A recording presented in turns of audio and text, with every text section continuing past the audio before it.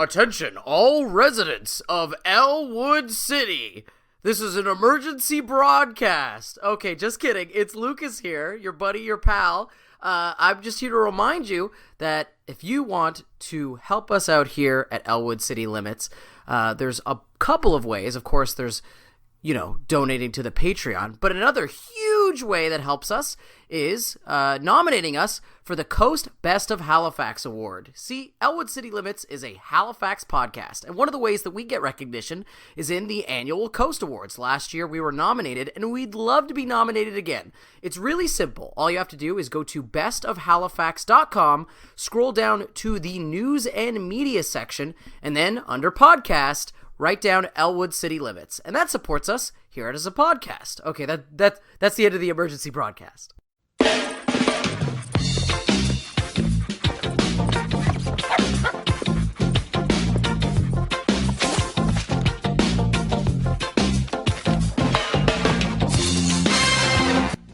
So, Will, I know that you usually start us off with our little introduction. We don't get right into the Arthur stuff.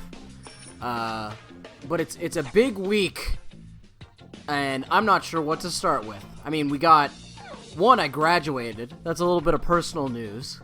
I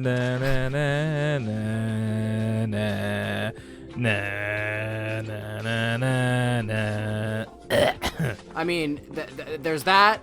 The Best of Halifax Coast Awards are going on right now. You can go to bestofhalifax.ca and nominate us for that. That's big news. Literally minutes ago, the XXL Freshman List for 2019 was released. Which I bet you I don't know anybody. Oh, okay. Well, and there's one more thing. Remind me to talk about the one more thing before we get to the Arthur stuff. But I really want to play this game. We're gonna play Has Will heard of any of these people? Okay, DaBaby. I've heard that name before. Megan Thee Stallion. Yeah, was she in a previous one? No, that's not how it works. No, okay, all right. Megan Thee Stallion is probably my favorite from this year's class of all the people. She's a great female rapper and an anime fan at that. Okay. YBN Corday. I believe I'm pronouncing that right. Definitely not. Rico Nasty? No. Rico Nasty's also very good. Her album with Kenny Beats is great. Gunna. No. Oh, see, now I'm going to... See, the whole joke of this segment is to make it be like, oh, Will doesn't know these rappers, but I'm about to, mispronounce this one, and I shall be the fool here. Comethazine? Comethazine?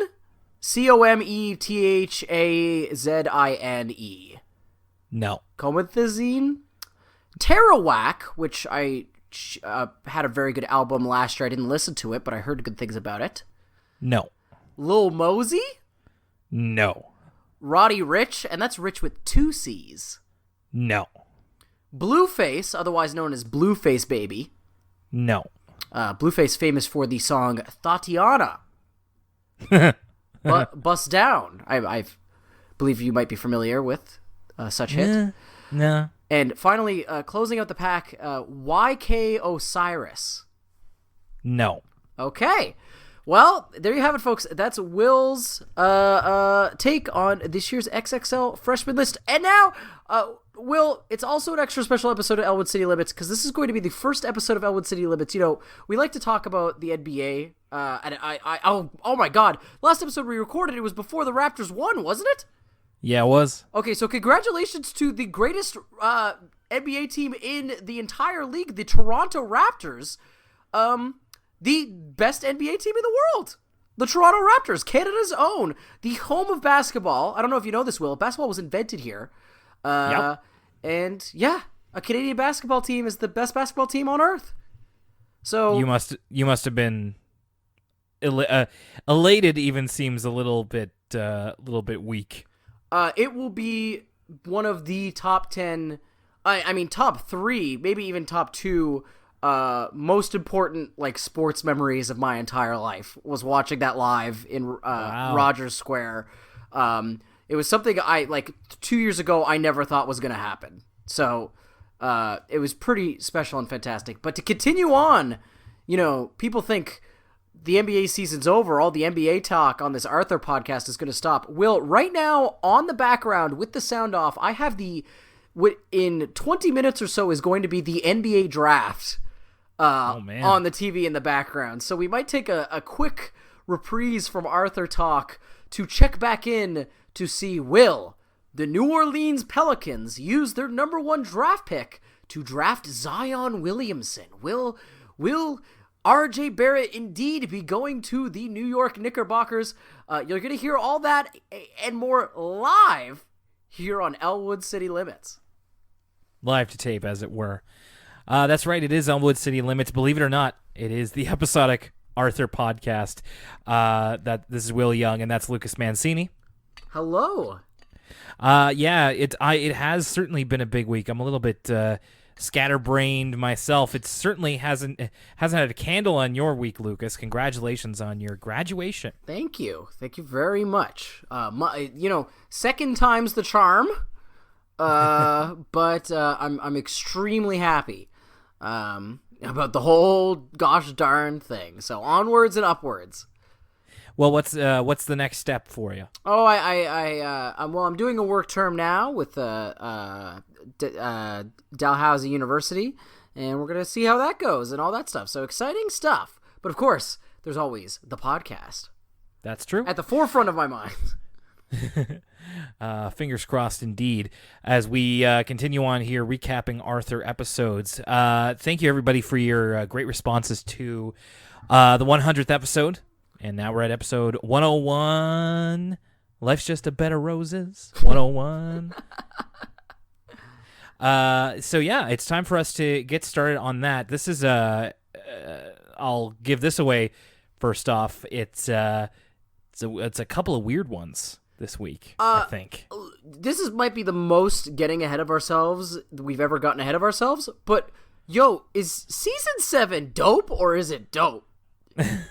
It's heating up. I feel like it started a bit cold, but it was clearly a burner situation. You just had to leave it on there for a little bit. I just my memories of season 6 is I have no memories of season 6. It was just the most middle of the road milquetoast season of Arthur ever. And season 7 is getting weird on us, and I love it. Very much so, and I hope that's a trend to continue. Before we get into the actual episode itself, it's time to go over to our emails. ElwoodCityLimits@gmail.com is where you can send your emails. We've got a couple of older ones that I wanted to make sure got attention as well here. From Kelsey, it's Ratburn's accents. Kelsey wanted to talk about Mr. Ratburn's accents when it comes to certain episodes, like the episode you guys reviewed with his Italian accent. I personally agree. I was never fond of his accents in the show as well, but on doing some Googling on Ratburn's voice actor, his native language isn't English, it's actually French, which surprised me because of how well he speaks in English. So I think it would be difficult to try to act with an accent while reading lines that isn't even written in a language you speak in. I also wanted to say that after watching Mr. Ratburn and the Special Someone, Ratburn as the Hulk kind of creeped me out. And I do think that they will slowly bring Patrick on as a main character because in the more recent seasons, they've gotten a little bit better with continuity. So a couple thoughts there from Kelsey. I'm not sure I knew that Arthur Holden was a native French speaker. I'm sure there's a couple of them on the cast as they record in Montreal. Oh yeah, I was going to say, I assume French-Canadian. Yeah, big time. This one is from Anonymous, and this is kind of thoughts on the gay rat wedding episode. If you're not aware, Viv from Arthur and Buster BFFL did a special flash-forward episode with me a few weeks ago on Mr. Ratburn and the Special Someone. You can go check that out. So this comes from Anonymous. Thought they'd give their personal thoughts on the Mr. Ratburn's gay wedding controversy. Please note my points come from a more conservative angle. Ooh. I personally agree with Alabama Public Television somewhat. I agree with their point that parents should watch programs with their children and discuss the topics brought up in the episode, especially with the topic of the LGBT community, since it has become more a part of society. By removing the episode, it removes the chance for children to learn how to be more understanding towards friends or family members who identify as such. Hopefully the episode will return to Alabama television, perhaps with a message at the start of the episode encouraging parents to discuss the topic in further detail with their children. On the topic of the controversy, did you guys see the fake news article about how an edited version of the episode will air in Alabama in which Mr. Ratburn marries his sister? I did see that joke. What a sick burn. Yeah. I mean, I think in a perfect world it would be great if parents could watch TV with their kids, but I certainly don't think that should hold it back from being aired altogether. But that's just this person's opinion, whoever they may be. Moving away from that topic, what do you two think of Muffy's character growth throughout these past few episodes? While the small development they've been giving her is nice, her character truly begins to improve when they elaborate on her relationship with her butler Bailey later on in the series. It's funny that he mentions that because we get a little bit of Bailey in this episode, and it really got me thinking about, the big questions out there. I was like, gosh, it must really suck to be a butler. Like, sure, you get to live in a nice big house and stuff, but you're basically, like, in indentured servitude. Like, it does not seem fun. Like, does Bailey have a wife and child, or is he just, like, a blood oath to the Crosswire family and to serve them for the rest of his days? It just doesn't seem like... Bailey also specifically, like, for instance, Michael Caine in the Batman movies, he seems to really like Bruce Wayne. Kind of sees him as a son type figure. Bailey always kind of seems depressed. And it really got me thinking about, like, I just feel bad for Bailey. Yeah, I don't know if I've thought too hard about it yet. I know that he comes into play way later in the series.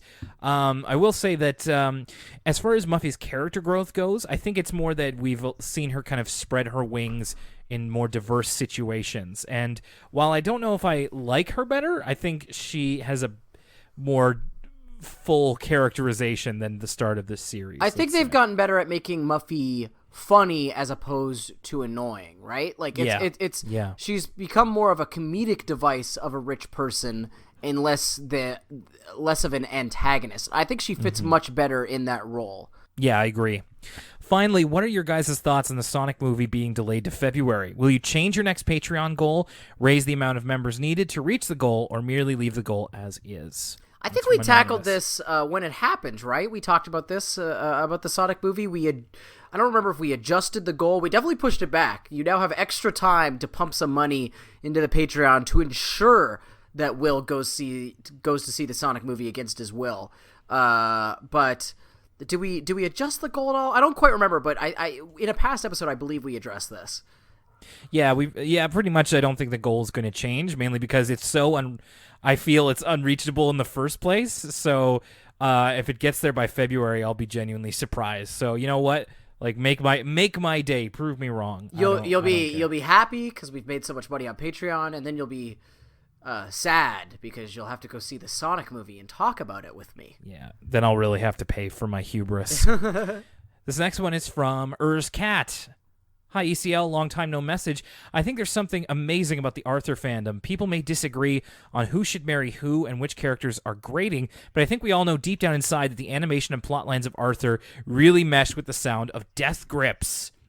Assuming the characters were old enough to listen to the music, which songs or albums do you think they would like the most? Now, I don't know if means which Death Grips songs or albums, or like which in general. And if it's Death Grips, I'm afraid I don't have that good of a knowledge of them. So first of all, I'm going to take this. I assume Cat is referring to the. Let me see if I can find it again. I remember showing this to you, Will, but there is a Death Grips Arthur AMV, aka anime music video. Yes. Yep. You showed that to me. Yeah. It is really great. No Love DW is the name of that video. That video is fantastic. Let me pull up the Death Grips discography real quick. Let's see if this is going to be a one-sided segment, but we could try our best here. So I definitely think, and I'll try my best to give some context for this for you, Will, because I'm not sure how familiar you are with the Death Grips discography, but I think, so Ex-Military, Death Grips' first album, kind of the most viscerally angry of the bunch, I think, is either Binky or the rest of the Tough Customers. That seems more their speed. No Love Deep Web, full of its tech paranoia, I think that's a Buster joint right there. Either that or Government Plates, really. That's also kind of similar themes. And then The Money Store, we're probably going to give to Arthur just because Arthur seems like he's got good taste, and that's their best album. And then I don't really know the other the other Death Grips albums that well. The Powers That Be, Bottomless Pit, and Year of the Snitch. Which Arthur character do you think snitches the most? We'll give them Year of the Snitch. Brain? Damn, Brain got Year of the Snitch. Sometimes it be that way. We move on now. This one is from JHC, the lovely person who drew that picture of you and I. Oh, thank you. Thank you. Really enjoyed the recent review of Elwood City Turns 100. Nice way to end off the week. Even more so than that, I might say that this was perhaps one of your best reviews yet. Oh, thank you very much. I also wanted to chime in and share some information regarding Arthur's voice actor during this season. Lucas, you are correct. Mark Rendell, the voice actor for this season, can sing, but I'm pretty sure that for the remainder of his time on Arthur, he's never needed to do so again. But the reason I know of his singing ability, as actually, though, my familiarity of another show that Mark Rendell worked on, which is titled Jane and the Dragon. Not sure if you're familiar with that show, but he plays a jester character, so singing was more than likely something he was specifically cast to do. I haven't seen the show in ages, but I did watch it a fair amount as a kid, and if anything has stuck with me from the show, it's the absolute banger of a theme song. I believe that's Mark Rendell singing the first few lines as well. I actually haven't heard of this before. Is Jane and the Dragon that CGI show? Just a second. Jane and the Dragon. I wonder if it's Canadian. It feels to be, oh my god. Okay, Will, please do yourself a favor and do a quick Jade and the Dragon search. This show, God, we're really getting to the memory banks now. First of all, this show gives off big Canadian energy. I don't know if it's Canadian or not, but it's just, sometimes you get shows and you're like, this show's got big Canadian energy. And second of all, mainly because it's low budget. The CGI here it's not necessarily, it's not like Reboot. Like Reboot's got like a special kind of bad CGI, but it's also got the excuse of having like the first CGI in a TV show ever. But this Jade and the Dragon, it just looks weird. The way people look in this look weird. This definitely missed me. So okay. Country of origin, Canada and New Zealand. There was only one season, 26 episodes of Jane and the Dragon. Gosh, goodness gracious, the people look weird. They look sick. They look ill. Check out Jane and the Dragon, kids. Also, shout out to Jordan Taylor. His review of the Arthur and Friends CD or tape is actually an episode I have a clear memory of listening to during this past semester. You and I both forgot to mention him. Oh, man, I knew I was forgetting somebody. So in case no one else reminded you, here I am with a belated thanks. Yes, thank you to Jordan Taylor, a double guest on our show. Great guy. He should know that the discussion surrounding the tape did at least make the old artist grind more bearable. Hope you all receive lots of nominations for the Coast Best of Halifax Awards. I nominated you earlier this week. Good luck, and thanks for reading. That's from JHC. Thank you, JHC. Fighting the good fight, doing your part. And speaking of a former guest, our last email comes from Viv. Dear Will and Lucas, almost caught up with all your ECL episodes. A very crummy morning today, and your podcast had lifted my spirits a bit. Thank you guys very much. Finished your top 5 episodes of Season 6, first episode of Season 7. In the middle of your talk of Season 7 premiere, the Word From Us Kids segment, where it took place at the New England Aquarium, it reminded me of one of my experiences there. I don't remember it that well, but I think it took place in the 4th grade, where my class and I stayed for the night in the jellyfish room. Lucas probably knows what I'm talking about. I do remember the jellyfish room. I did not know you could stay there overnight. That's crazy. All I remember is that we slept in sleeping bags on the carpeted floor, and we had to wake up really early before it opened. And I'm guessing that the jellyfish were the best color-changing nightlights in the universe. Thank you again for what you guys do. Hope to guest star again soon. Viv signs this an ECL podcast survivor. So I don't know what that says about us. I don't know. I guess when you're a guest on the show, it just does something to you. I don't know if you saw Moore's tweet the other day about you can take the guest off Elwood City Limits, but you can't take the Elwood City Limits out of the guest, because Moore was tweeting about Aloysius Zimmerplatz the other day. Shouts out to Aloysius. Non-problematic fave. Aloysius Zimmerplatz. AZ. Little AZ. Yeah. Little AZ on the track. Where's Little AZ? Where's Aloysius Zimmerplatz on the XXL Freshman List? You know what I'm saying?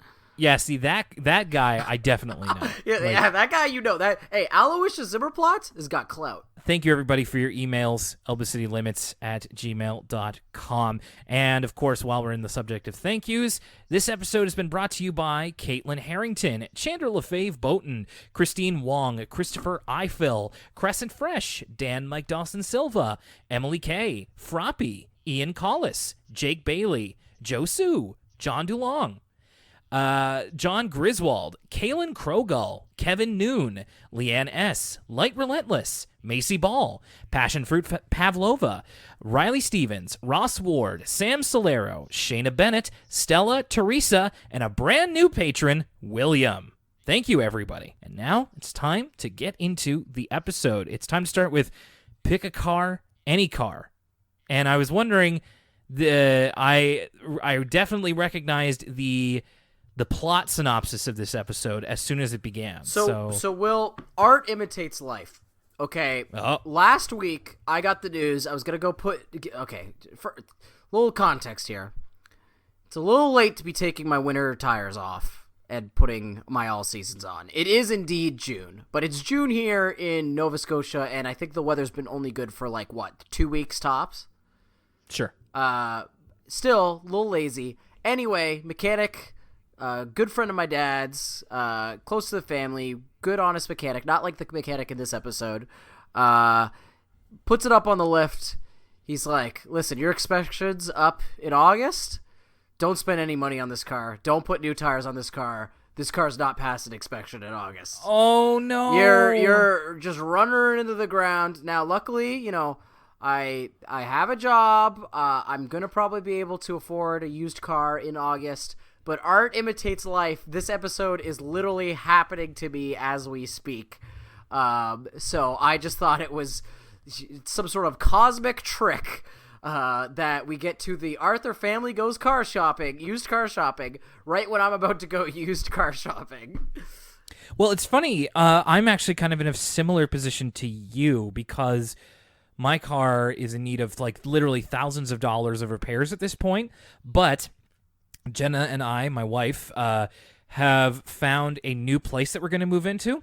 We've also decided that because it's on a bus line, we're going to get rid of both of our cars and get a new to us car. So I'm also my car still has my winter tires on it. It's got a whole bunch of stuff wrong with it, and I need to take it into a garage one more time. I feel like I'm going to be getting that message from the repairman as well of just no, it's time to let her go. So I am kind of in a similar situation to you.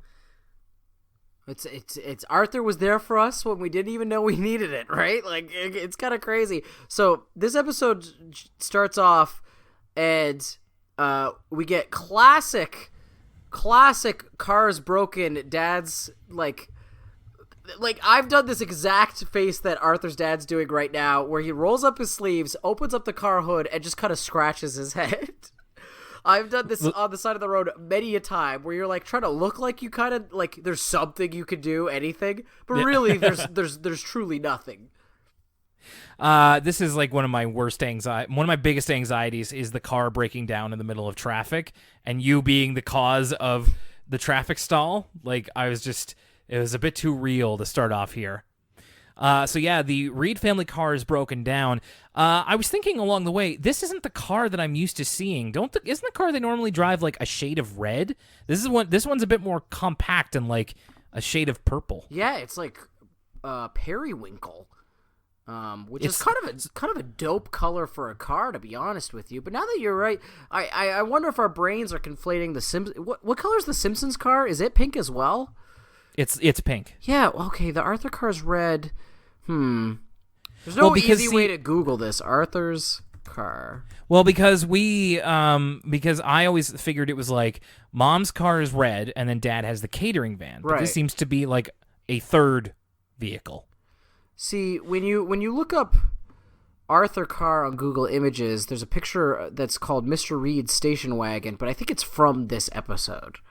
Okay. Anyway. Because I feel I'm trying to remember when they had remember when they had the whale strapped to the top of the car? I think that car was red. Yeah, it was magenta. It's Something like that. This I don't know. I'm not confident we've seen this car before, but I'm sure that our listeners will tell us one way or the other.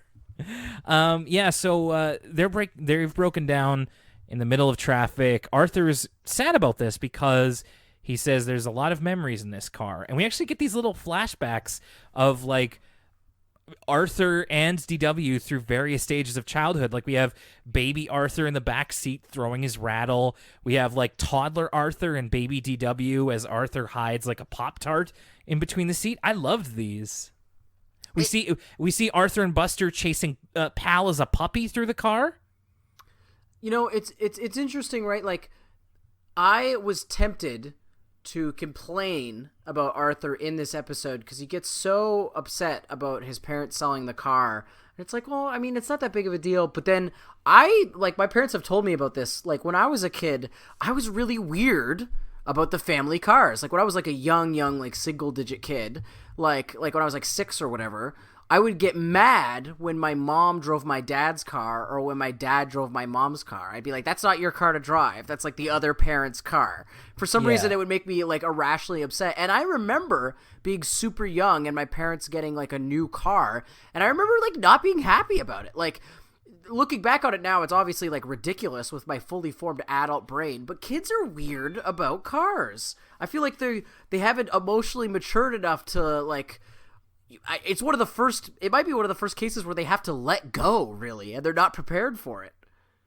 Well, I want to get into this a bit later, but I have a bit to say about Arthur's feelings about this. So he's not, it's not looking good for the car, and he's a little bit worried about this. After the cold open, they take it to a garage.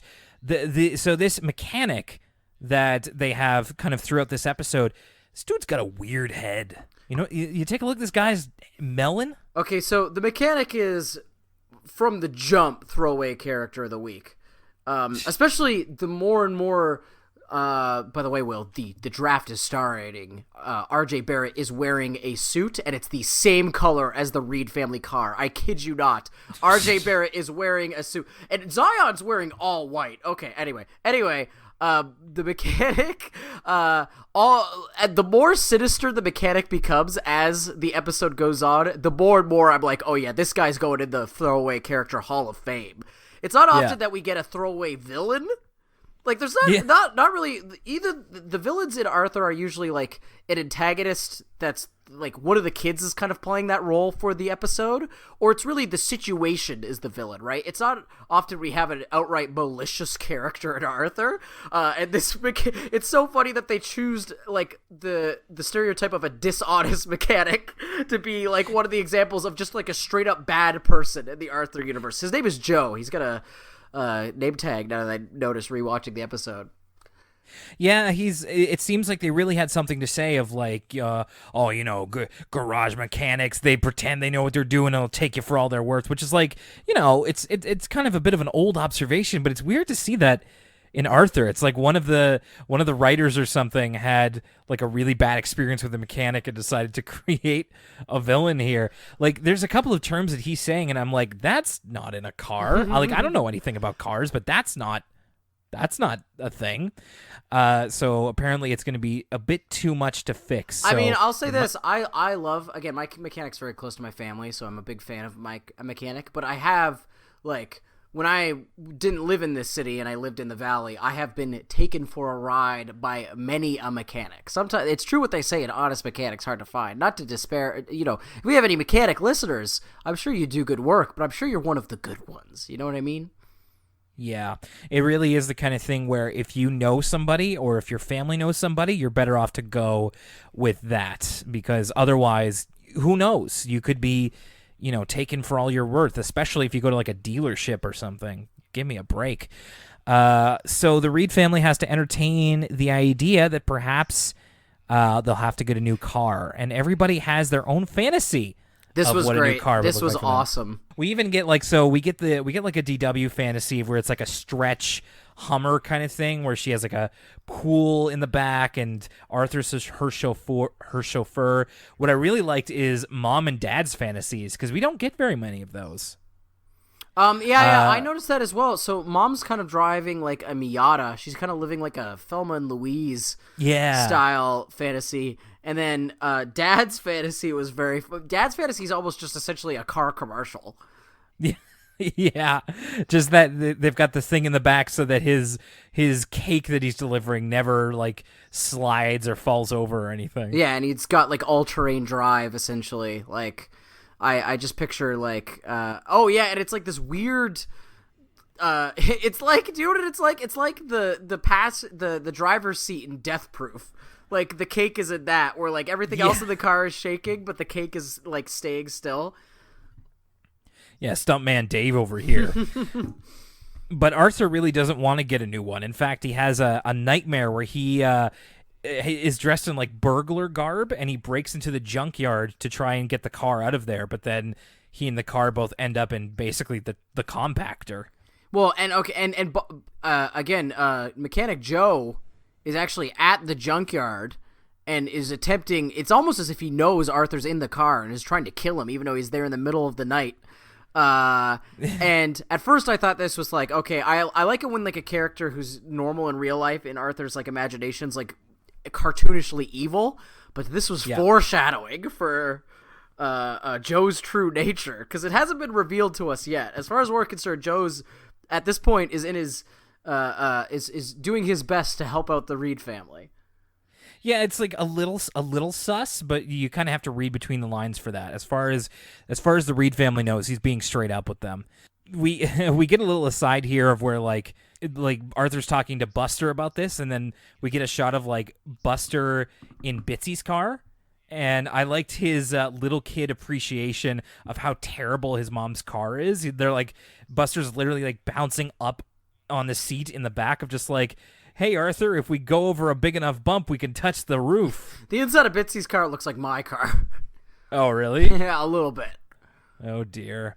We get like pretty much a set piece here as the Reeds are getting ready to sell their car, and they are going to go get a new-to-them car. And, of course, where else would we go but Crosswire Motors? Okay, so I think this part is like a direct reference to Glengarry Glen Ross. Yeah, did you see, so the one that I have here is, did you see the first and second place prizes? No. So what are the... So on the table, so the thing from Glengarry Glen Ross, which is about salesmen, is like first place is, oh my gosh, it's like first place is something, second place is a set of steak knives. I believe first place is a car. I think you get a car in first place. First place is a car, except in this case, it's a framed picture of Ed Crosswire. Second place is a set of steak knives, which is the same as Glengarry Glen Ross. And then in that movie, it's third place is you're effing fired. So I've never. This is really going to be bad, Will, because you know me, I'm such a cinephile. I've actually never seen Glengarry Glen Ross. I've absorbed a lot of it through cultural osmosis. But it's always been on my watch list. I don't think it's streaming anywhere, so I haven't. But I know that's no excuse. But I've always really wanted to watch it. I know it's good.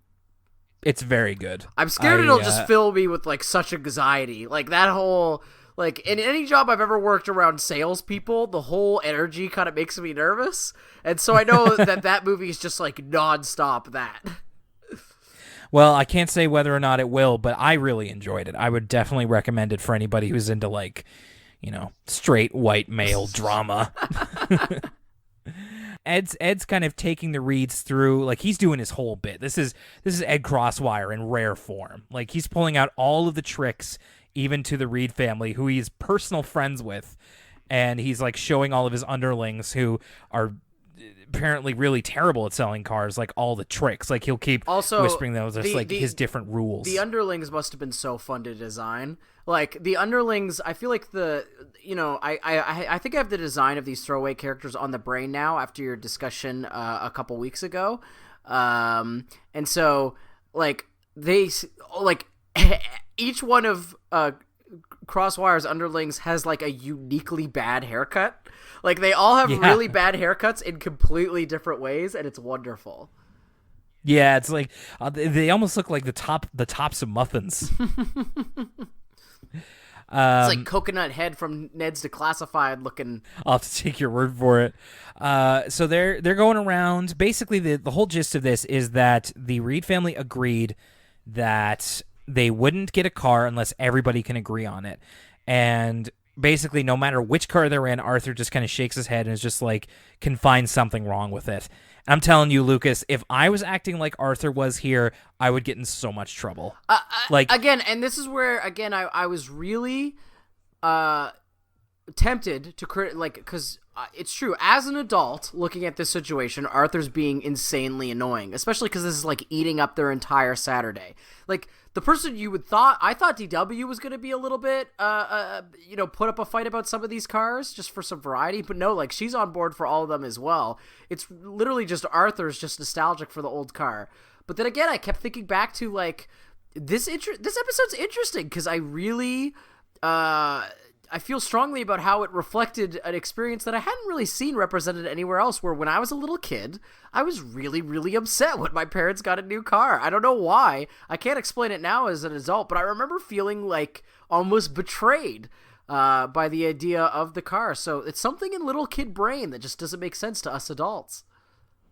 Well, maybe it's worth getting into now. Like, I have a note here. Like, at some point in the episode, Arthur, his feelings are that car was like a member of our family. And I feel like this is the closest the show has ever come to kind of reckoning with nostalgia a little bit, which is weird because, like, the kids in the show are 8 years old, so they don't really have much to be nostalgic about.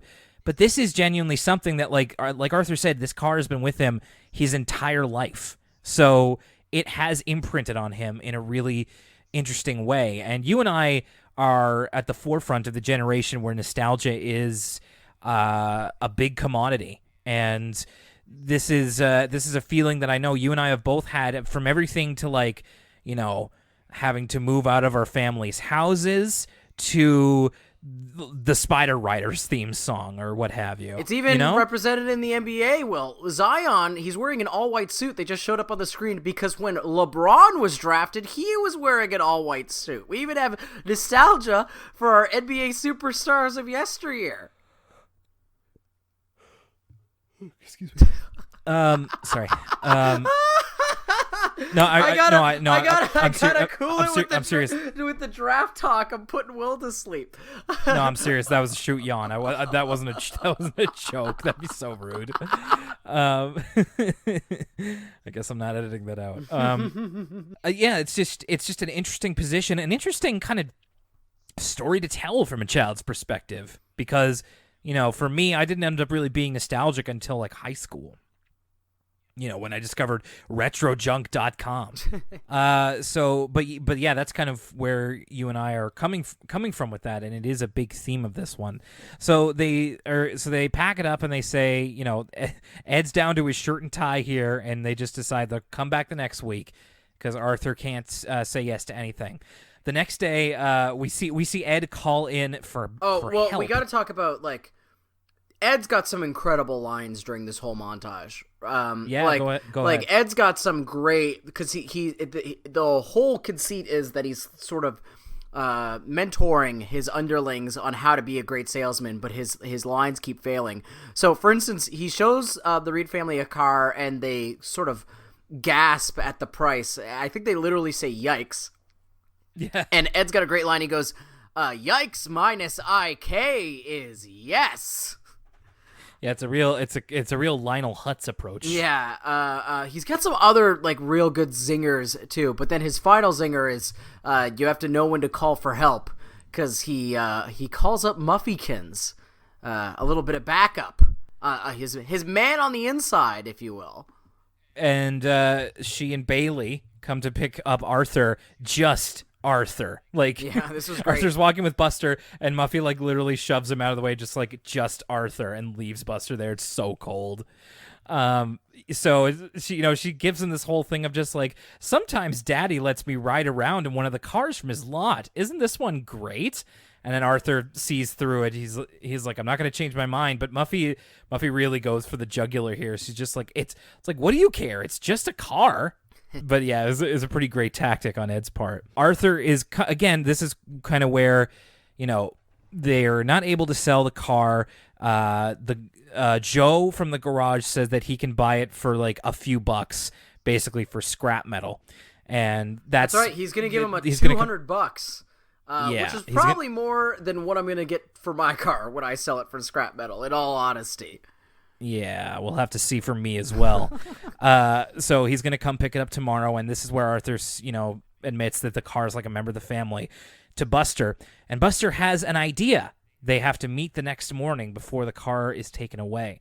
And I've been kind of looking forward to talking about this. The next morning, part of Buster's plan is for he and Arthur to tune in to the popular at the time NPR radio show Car Talk, which lived on as a podcast, by the way. I remember when I was first getting into podcasts, and I would consistently check the top of the iTunes charts, like what podcast. There was a couple of years there where Car Talk was the king of the iTunes charts.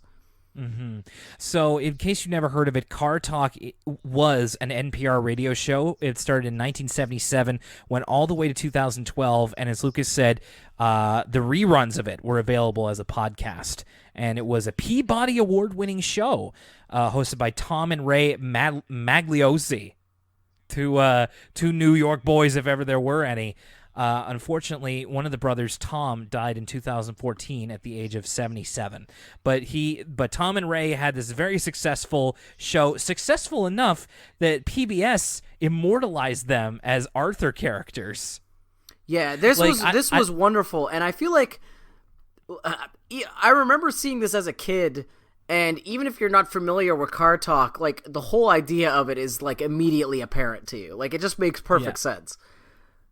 Well, it's like they call in and Arthur's like, I have a question about my family car, and he's just like, it's like, Ray, you remember the family station wagon? Oh, I remember that. Like, it's like the Mario Brothers talking about cars. It's great. Well, and yeah, he's like, Arthur mentions he's from Elwood City, and the mark of a great Mike Francesca of New York Radio once said, and I talked about this when I talked about this is a big aside, but I did a presentation in school about podcasting and why podcasting is a unique medium because it continues the tradition of radio in that it sort of follows you around everywhere. And when you listen to a podcast enough, you feel like you truly know the person, and that's unique to audio mediums more so than TV mediums or anything else, just because you're just able to, you listen to someone talk about their life enough, you just feel like you know them. And it's unique to, I think, audio-only mediums.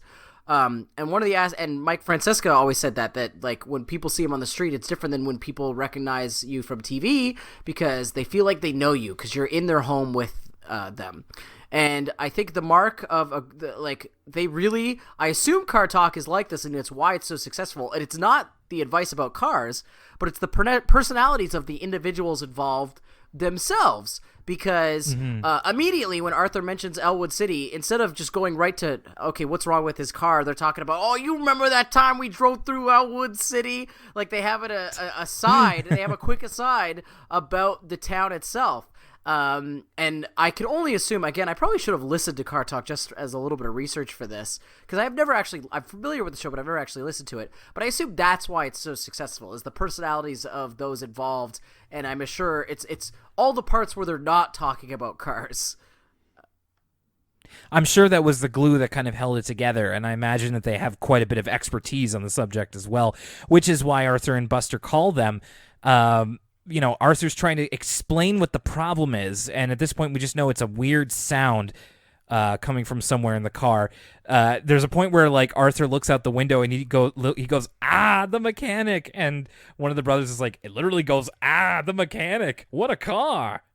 I thought that was a good one. He's like, no, the mechanic is here. Actually, like, there's like a little bit of like danger almost of just one of the brothers is like, a mechanic making house calls. This ain't good. Yeah, no, immediately it goes from 0 to 100 and there's like a ticking clock element that's involved. And then it gets even better when the mechanic hears that they're on the phone with the Car Talk guys. This might be my favorite moment of the entire episode, because this is where the Car Talk guys. Yeah, this is where the mechanic's facade completely falls apart, and the terror in his voice when he looks directly into the camera and he goes, "The Car Talk guys," like yeah.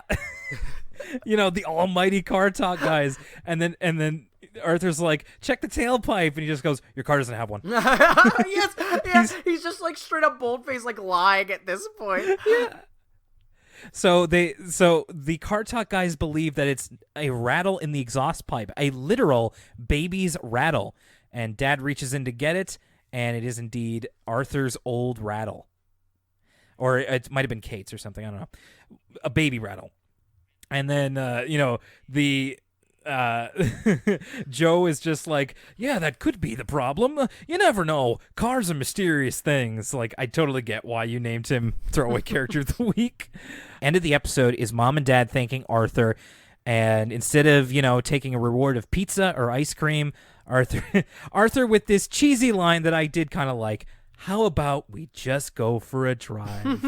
I feel like some 70s dad rock song needs to start playing. Gonna hitch a ride, carry me away for the last time. Exactly. A little bit of Boston. Yeah, a little bit of Boston. Yeah, for sure. So that's the end of the episode. They take a drive and everything, all is well. It's a happy ending. And now a word from a bike mechanic?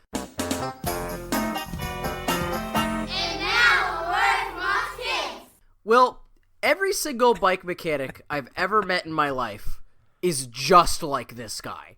Like, oh, really? I swear, I used to live across from a bike shop when I lived in downtown Dartmouth. And also, when I worked for the Shubenacadie Canal, I interviewed a bike mechanic then, and my dad used to be around bike mechanics a lot because he mountain bikes, and they're all just like this dude. They're all kind of wiry, skinny, super tall dudes who talk and act exactly like this. This was uncanny. Because also, again, we live in Nova Scotia, so I was like, I wonder if this is just like a bike mechanic thing isolated to this city we live in. But it turns out, I guess bike mechanics are just like this worldwide. And I love it. It's super... This bike mechanic in this, a word from this bike mechanic, is incredibly endearing. Yeah, this was really odd. I did not see this coming at all, but it almost fits. You kind of have to squint at it, but also it's out of left field, but I'm not mad at it. So basically it's this guy that owns or works at a bicycle repair shop, and his whole thing is that he teaches the kids how to repair their bike while he does it. And I love how the way not a great business model. I love the way they set this up too, because the kid they keep setting it up so it's obviously staged, but the kid comes up to the shop like they're an adult, and they're like, "Hey Mike, I need to fix my bike." Like they're pretending like, oh, this kid just happened to show up today. It's not like we planned it, but it's so cute. It's adorable. And also I found it very endearing. And in 2019, we have this sort of, this, not to get too dark on us here, but there's a climate crisis going on. We're sort of fighting the fight against disposable plastics. All this stuff's going on. I actually thought Mike's message was very altruistic in that, we live in a culture of disposableness, and we're all too quick to throw out something ourselves. And sometimes it's good to, know how to fix something and be able to keep using it, as opposed to just tossing the bike and getting a new one. I think he's sort of valiant in his efforts to teach these kids, even though, like you said, not the best business model.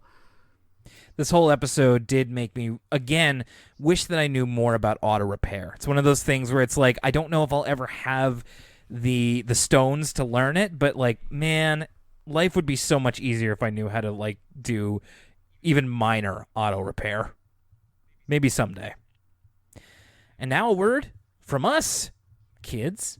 Hi there, Elwood City Limits listener. Just a quick note here from your buddy, your pal, Will Young, that this show is supported by all of you, listeners just like you, by the following ways. Facebook.com/Elwood City Limits. Twitter @ECL Podcast. Tumblr, ElwoodCityLimits.tumblr.com. And Instagram @Elwood City Limits. Drop us a line on social media. We'd love to hear from you, and give us a like, a heart, whatever it is. things. Email elwoodcitylimits@gmail.com. You can get your email read here on the air. Just send it to us and let us know what you think of the episode, of the show, of anything in particular that we might have talked about or that's on your mind. And you can find the podcast by going to elwoodcitylimits.libsyn.com, and you can find it at your local podcast provider. Now, if the show is not on a service that you use all the time and you'd like to change that, make sure to drop us a line and we will get it on there as soon as possible. All right, let's get back to the episode now, already in progress.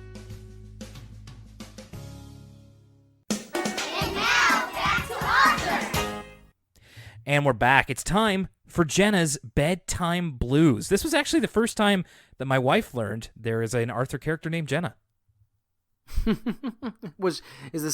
I mean, we've talked about Jenna before, but I suppose she must have not watched that episode or I don't think or anything so. like that. This is sort of Jenna. I don't think Jenna's had like an episode focused on her up to this point, though. So the only other one was the Good Sport, which was more about Francine, and Jenna was kind of incidental. It literally could have been any character, but it did take the opportunity to introduce somebody new and give her a couple of characteristics and like things to identify her by. So we do know Jenna a little, but this she comes into a bit more of her own.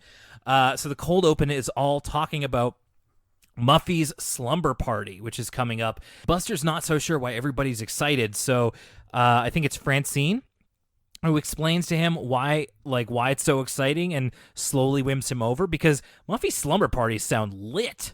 Yeah, it's popping off at Muffy's place. Because they get in like Cirque du Soleil acrobats, they like play pretend with like last time they were like playing pretend that they were Egyptians and mummies and stuff like that, and that Francine and Sue Ellen were adventurers. They get in the latest video games and VR. Like it's wild. And Buster's, like goes from that doesn't sound like fun to eventually being like, okay, how do I get an invitation? They're like, sorry, it's girls only. So everybody is really excited about this, except for Jenna, who gets an invitation, and apparently this is the worst thing that could happen to her. And we'll soon find out why. The actual episode starts with Francine and Jenna playing badminton. Again, reference to the character we set up for Jenna, which was that she is a badminton champion. That's right. She is, quote-unquote, the best athlete in the school. Mm-hmm. She's, I forget what the name of the award was, but she's an award-winning athlete, indeed.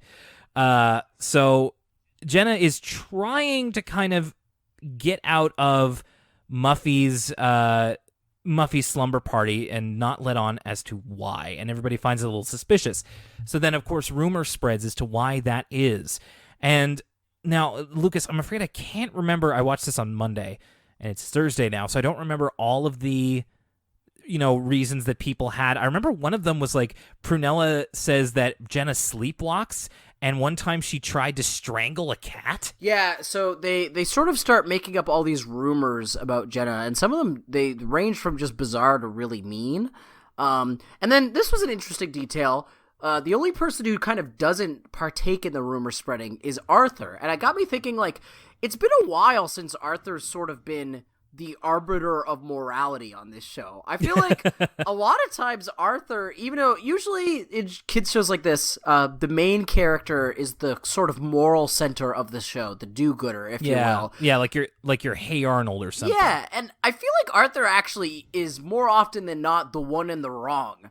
And I think he's just not immune to the herd mentality. And this was one time where I was like, Arthur's really got a good head on his shoulders. He's like, don't you guys think that Jenna her feelings would be hurt if she heard all these rumors about you? To which Buster responds that he thinks Jenna is secretly a radioactive squid crime fighter radioactive squid woman who fights a gentleman with a pickle for a head. It's like a pickle in a jar that can talk, and it's called Dr. Doomsday. It looks like the bad guy from Super Meat Boy. Yeah, a little bit. I get that.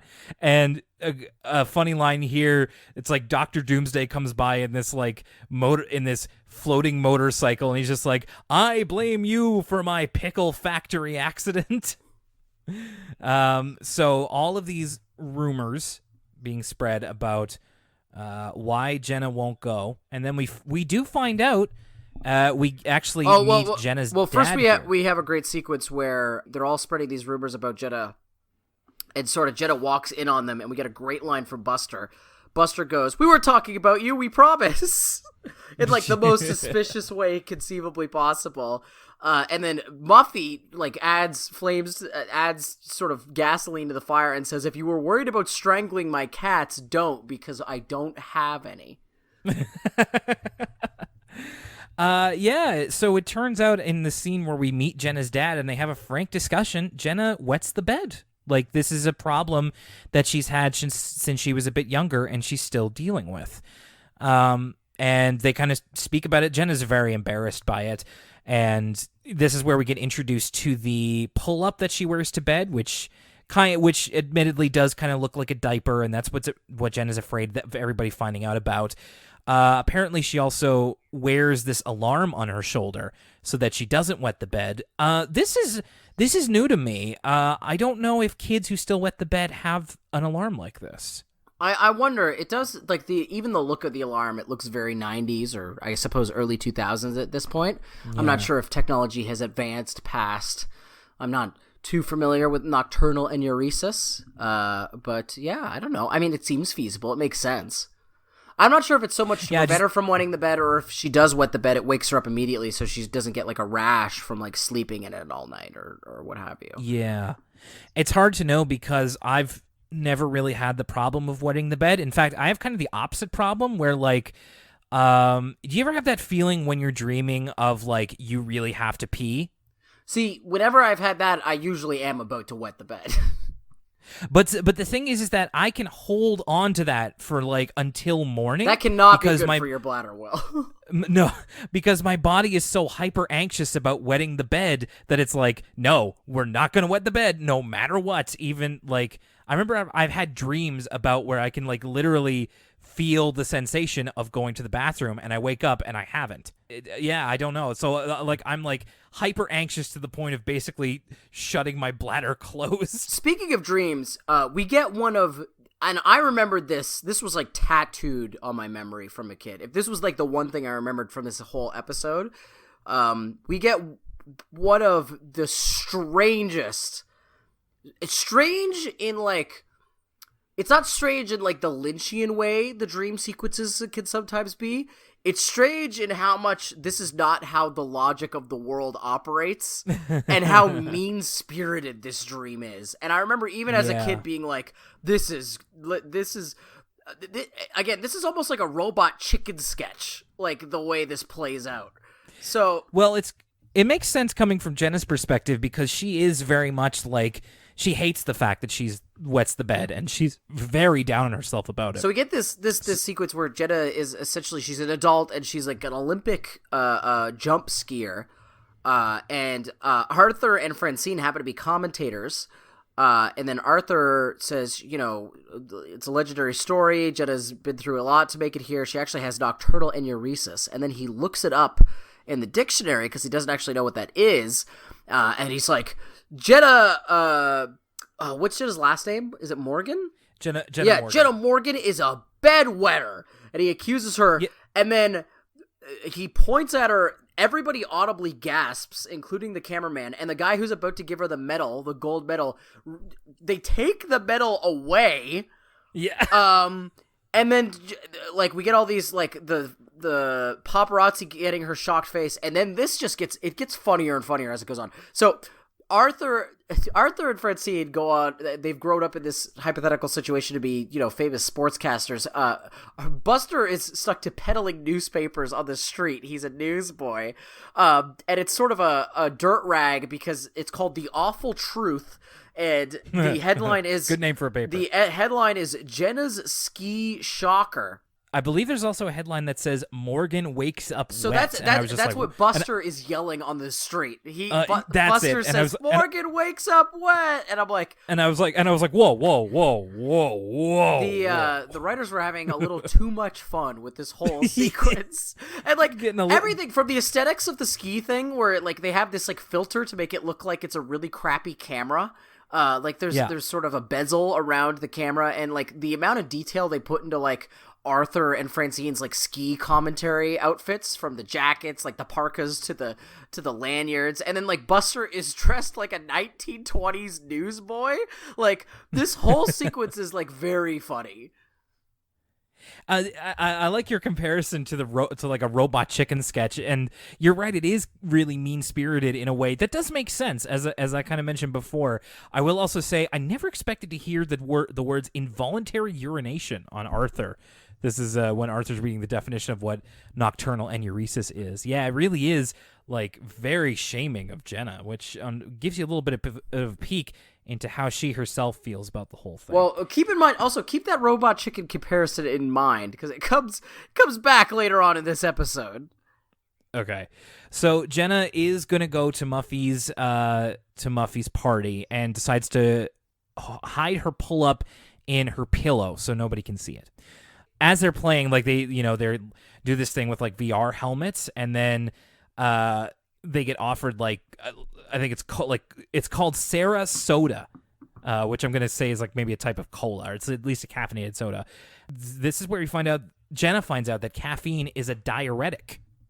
That's right, and it's funny that I learned this like I feel like recently, because I used to think that diuretic means that caffeine made you poop, because I don't know, that just sounds like that's what people say. That's what people say about like drinking coffee, is that you immediately have to go to the bathroom after you're done. Which is true, but the diuretic part means you have to pee. That is what diuretic means. I forget the background behind the word, but we sort of get this like Jenna's sort of setting herself up for the most comically like bedwetting inducing situation possible, in that she's drank 7 cans of soda and her stomach is like gurgling around because they're on a giant like ship ride in Muffy's house. Yeah, they're all like recreating the Titanic or something here, or like a shipwreck. So Jenna's idea is that she can kind of force herself to go to the bathroom before she goes to bed, so she won't have to worry about wetting herself. Again, this episode very informative, finding out the medical term for nocturnal enuresis, finding out what diuretic means. Very informative. So Jenna does get to go to the bathroom, and she thinks that that's all well and good. They do like a sort of a sharing circle thing with like this kind of spooky thing about it, like a sisterhood circle or something like that. Well, yeah, they're just it's essentially truth or dare, but they're just telling truths. Like they're just telling embarrassing. Yeah. It's very slumber party sleepover stuff of like, all right, once it's like 3 a.m., let's just start like telling dirt about ourselves. So Jenna doesn't want to tell her deep dark secret, so she makes one up that she's in love with George, which actually goes over pretty well. I almost expected them to start laughing at her, but no, like Jenna kind of commits to the lie, and we get this dream sequence of her and George on a canoe in the middle of the ocean by the fireside. I know it's kind of romantic for 8-year-olds. So that's what she deflects with. But everybody is so impressed with her secret that Muffy essentially gives her the prize for the juiciest secret, which is getting to sleep with her on the waterbed. And so we get a little bit here where like Jenna's having to deal with sleeping on the waterbed, which is like, Muffy shows her like all the different settings and stuff like that. This reminded me of that scene from the Simpsons episode with the Union where like Homer really has to pee and Mr. Burns is like, it doesn't take a whiz to know that you're looking out for number 1. And there's like the leaking pipe behind him. Yeah, so all of the pee puns, like, it's like the writers couldn't resist themselves because it was kind of odd to see at a kid's show. But like when Jenna's watching the TV and it's just like all the pee puns in the TV shows, like from the literally like the Scottish guy being like, "There's just a wee leak in the wee hole in the bagpipe," like, and then like it cuts to like the facsimile of like the Sesame Street where they're like, "The letter of the day is P. Can you say P?" It was almost again very Simpsons. Almost Robot Chicken-esque of like it's kind of crude how like into the pee puns they were getting into in this.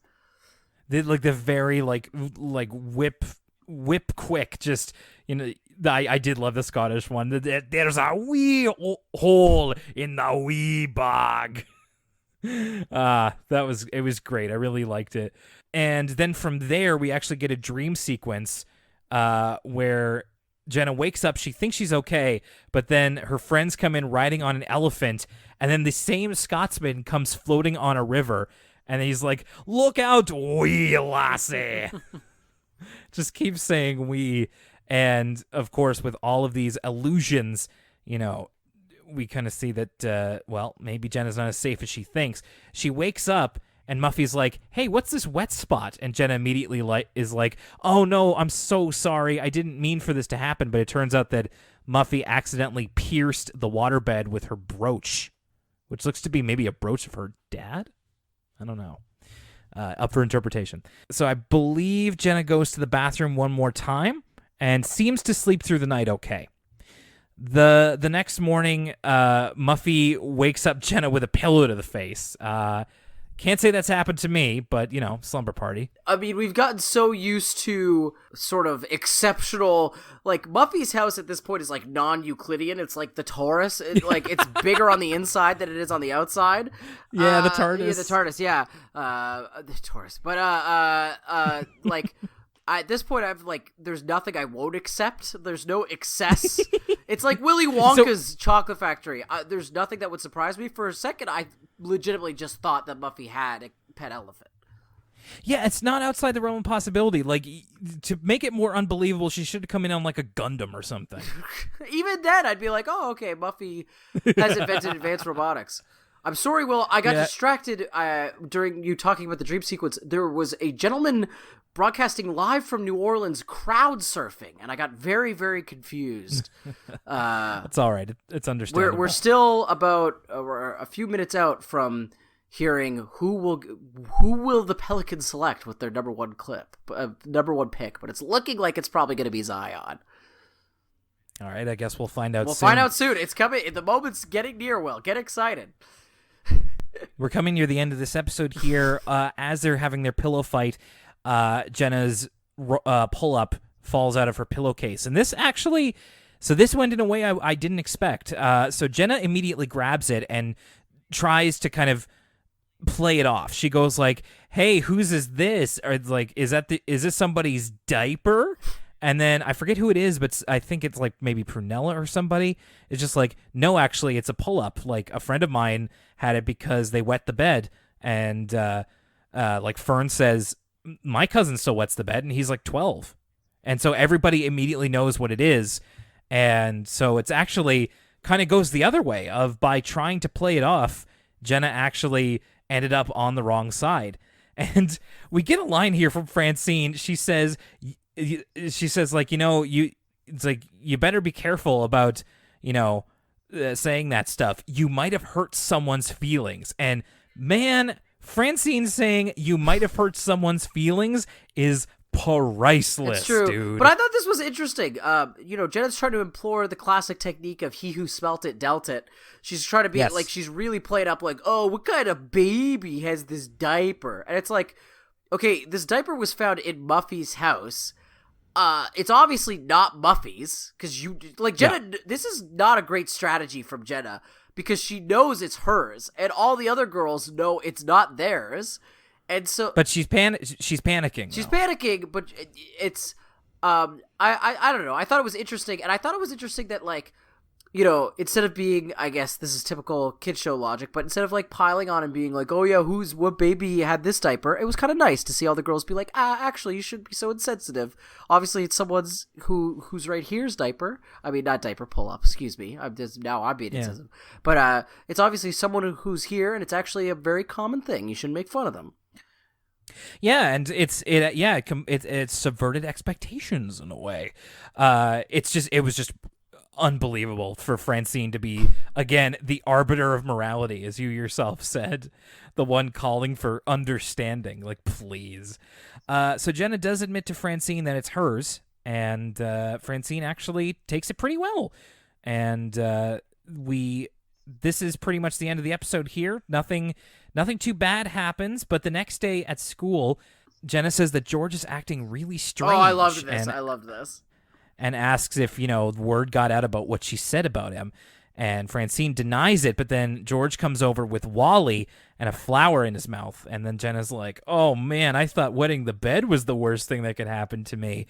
And, I didn't super appreciate that we had to end the episode by dunking on George. Oh, I mean, I don't know. In, an Easy A sort of, 80s movie, John Hughes kind of way, I was kind of into this. I was not so much that it was, making fun of George, but so much of, having a rumor spread about you that you like a boy, even though it's completely untrue, and now George is all nervous around you. I don't know. I thought it was kind of cute. I didn't think it was so much of her making fun of George, and that she was oh, boys, girls are from Venus, boys are from wherever kind of humor. I'm sure that was the intent. I'm a little defensive of my of my boy George, and that's the end of Jenna's bedtime blues. Let's rewind it back here. Lucas, pick a car, any car. What'd you make of it? So, and by the way, Will, and this will be the last time I mention it, Zion did get drafted to the Pelicans. So that's the end of the NBA. Congratulations. Oh my God, he's crying. This is emotional stuff. Oh my goodness. Anyway, amazing player. Anyway, pick a car, any car. Again, I don't know if it's because I'm currently a lot of times we talk about how we sort of relate to Arthur episodes because it relates to something in our childhood or what have you. This episode, I'm currently going through it right now in my life. So it was and unfortunately, unlike in the episode, I do not have a Deus Ex Machina to save my car at the final end. I'm just going to have to suck it up and get a new car. But I loved this episode. I thought it was really funny throughout. I thought it was a really unique idea for a children's show episode. Again, I haven't seen another children's show tackle the sort of childhood experience of dealing with getting a new family car, which is something that I think is a real thing that kids go through and kind of wrestle with in a strange way. And it's the only time I've ever seen that story represented in any sort of media. So I thought it was really unique from that perspective. But yeah, all the humor in this episode really hits. This is the most I've ever liked Mr. Crosswire. I don't know why, but Mr. Crosswire as sort of salesman trying to, and with hapless peons, is way funnier to me than just Mr. Crosswire as a jerky rich guy. I was way into him in this episode. I liked all the montages, and then of course, the real start of the show is again the whole car talk sequence at the end with its ticking clock and the evil mechanics, the cartoonishly evil mechanic. All that stuff really worked for me. I ended up really liking this episode all in all. I agree. I thought this was a great episode. It was such an interesting take on something just a really out of nowhere subject for a show. It's funny, and I didn't expect Arthur to tackle nostalgia at all, but that's essentially what this is, and I thought it was very true to that kind of whole idea. I felt I could identify with Arthur wanting to hold on to this piece of his younger life, and I feel like it probably does resonate even across, age gaps and everything. What's more, I did think it was very funny, and I love Arthur guest stars. I especially love it when they're esoteric. The car talk guys, I bet you that there were a few people on the Arthur team that were what if we tried to get the car talk? So is it them playing themselves, by the way? Do we know? Yes, it that's is. awesome. So they're they just missed out their invite to the Elwood City 100th anniversary play, huh? Yeah, I guess so. But man, I just appreciated how out of nowhere some of this was, and then it ended up being really true to the spirit of the show. So in the end, I really appreciated it, and I do like those high and mighty garage people being taken down a peg. Take that. As for Jenna's bedtime blues, I'll also say that I did enjoy this quite a bit. Maybe a little bit less than Pick a Car, but I appreciate, of course, a more minor character, a supporting character, getting a spotlight here and talking about an issue that I know a lot of kids Jenna's age and younger have to deal with. Wetting the bed, it's I don't know, I'm sure I knew somebody who had this problem, but I remember it being on a lot of commercials when I was younger about, good nights, the pull-up brand for kids. Good nights means good mornings. And I'm sure it does help to have a little bit of representation and understanding in media that you watch as a kid. So I appreciated that. I liked the setting of Muffy's slumber party. I thought that was really fun. And the way that they ended up kind of subverting the typical kid response, because at the end you figure that everybody will find out that Jenna wets the bed, they'll laugh at her and all this kind of stuff, but actually they end up being a bit more understanding than Jenna is. So the narrative ends up being kind of Jenna against herself rather than Jenna against her peers, which I found to be almost mature for an Arthur episode, and I think it tackled the issue very well and ended up being very entertaining as a result. I pretty much echo everything you're saying here. I liked the episode quite a bit as well, maybe not as much as Pick a Car, Any Car, but once again, I think it, a difficult subject. And I'm of kind of two minds of it because I actually really did like all the pee humor in the dream sequences. I thought it was really funny, but it also kind of takes away a little bit from how much they avoided sort of making fun of what is a reality for a lot of kids and how that's kind of the moral of the story. So they're kind of trying to have their cake and eat it too a little bit there. But I mean, it's hard to resist. And they really do the pee stuff in a clever, like funny way.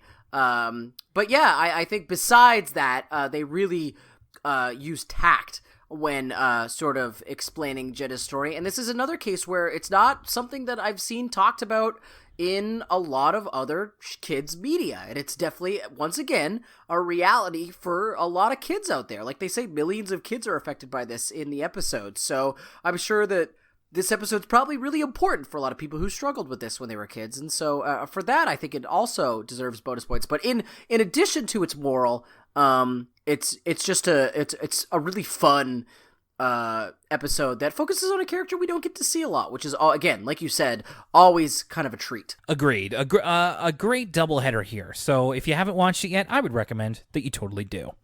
All right, it's time for us to get out of here. It's almost 9 o'clock p.m. here, so I'm going to take the moment to wrap this up pretty quickly. Lucas, once again, a big congratulations to you on your graduation, and I hope that this leads you a bit closer to your destiny, whatever that may be. Thank you so much, Will. I appreciate it. And thank you, everybody, for interacting with us this week for the show. Remember to do that through all our social media, through elwoodcitylimits@gmail.com, and all of the normal ways, and thank you as well to our patrons. Next time here on Elwood City Limits, we continue on with the surprising Season 7. I think surprising is a good word to describe it, with DW's Time Trouble and Buster's Amish Mismatch.